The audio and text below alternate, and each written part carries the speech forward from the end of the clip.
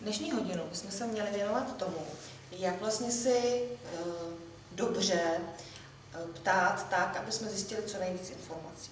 Aby jsme to neměli založený jenom na nějakých teoriích, které si můžete přečíst ve svých knížkách, které tady máte před sebou, tak si zahrajeme takovou hru. Já jsem si tady pro vás připravila obrázek a po vás budu teďka chtít, abyste pomocí maximálně 5 otázek co nejpřesněji zjistili, co na tom obrázku je namalováno a sami si to namalovali na svůj papír, který máte před sebou. Takže si dobře rozmyslete, na co se zeptáte, já vám na vaši otázku vždycky odpovím a po vás budu chtít, abyste nakreslili to, co si myslíte, že já mám tady před sebou. Je to takhle srozumitelné? Ano. Dobře, takže nechám vám chviličku čas na to, abyste si rozmysleli, na co se mě zeptáte. A až budete vědět, tak se můžete ptát. Já si vždycky tu vaši otázku tady napíšu, aby jsme se k ní eventuálně potom mohli vrátit. Tak jo. Už vás někoho napadá nějaká otázka? Je tam namalovaný auto? Není.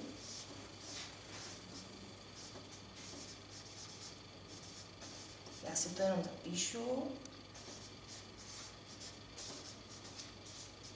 Tak můžete další. Co je tam namalovanýho? Tak další otázka, co je tam namalované? Tak. Jsou tam 3 geometrické předměty. Jeden je kruh, jeden je čtverec a jeden je trojúhelník.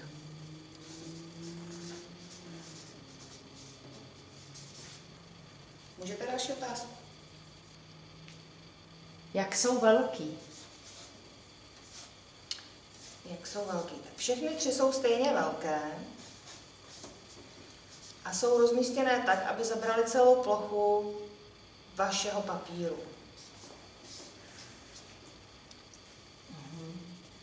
A jak jsou rozmístěny mezi sebou ve vztahu? Tak, jak jsou mezi sebou rozmístěny? Ten kruh je nalevo, trojúhelník je uprostřed a napravo je čtverec. S tím, že ten trojúhelník je o trošku níž než kruh a čtverec.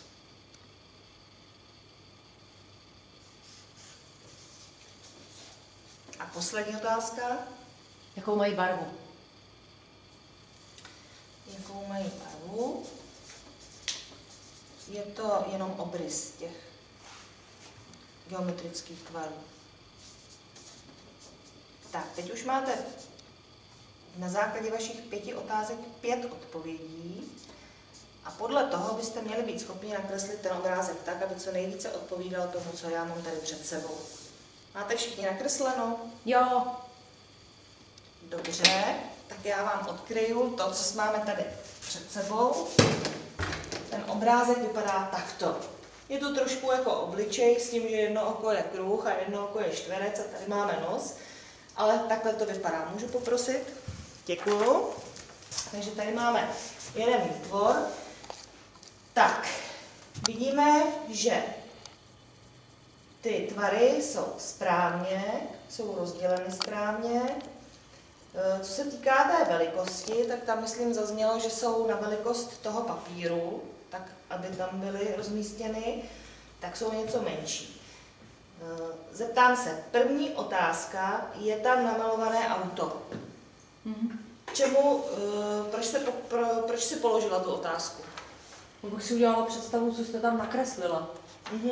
Takže si teďka zjistila na základě toho, že tam není autíčko. Zjistila jsem, že nevím nic. Že tam není autíčko. Že tam není autíčko. Teďka pak byla položena otázka, co je tam namalované, jaký je mezi tím rozdíl, mezi tou první a tou druhou otázkou.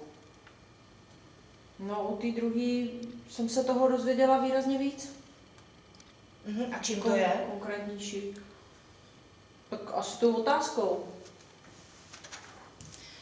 V té první otázce je důležité to slovo je. Já jsem chtěla vidět jenom jednu věc. Takže jsme si to zúžili. V podstatě, kdyby tam bylo autíčko, tak si se trefila, protože zrovna to autíčko tam je a už by v podstatě si měla odpovědi na všechny, už by si nemusela čerpat. Přesně tak. V té druhé otázce, kdy jsme začínali slovem co, tak to bylo takové širší. Tam si se dozvěděla vlastně víc věcí.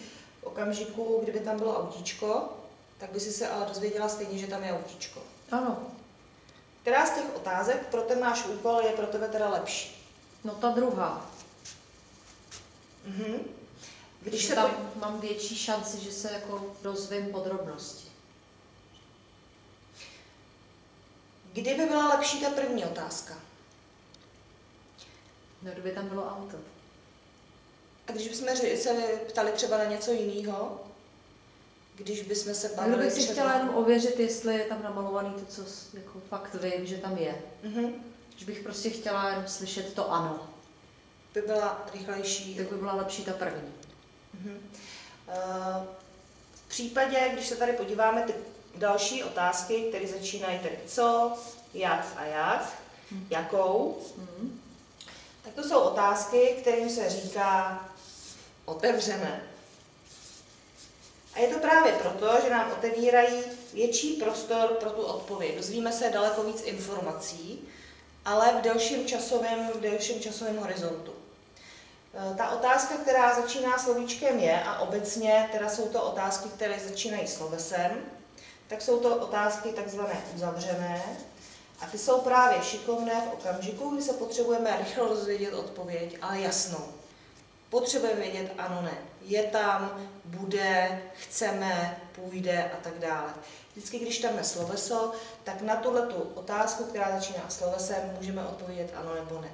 V okamžiku, kdy používáme příslovce, tak se dostáváme do situace, kdy můžeme dlouho poslouchat odpověď, protože se můžeme rozpovídat, a protistrana se může rozpovídat a tu informaci si z toho musíme umět vytáhnout sami.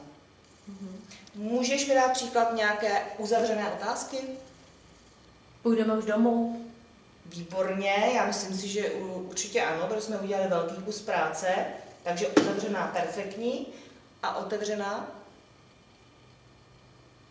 Co bude dnes k večeři?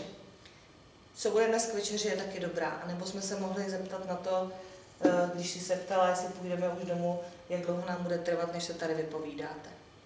Takže já vidím, že jste to všichni pochopili. Já vám dávám 1 a děkuji vám.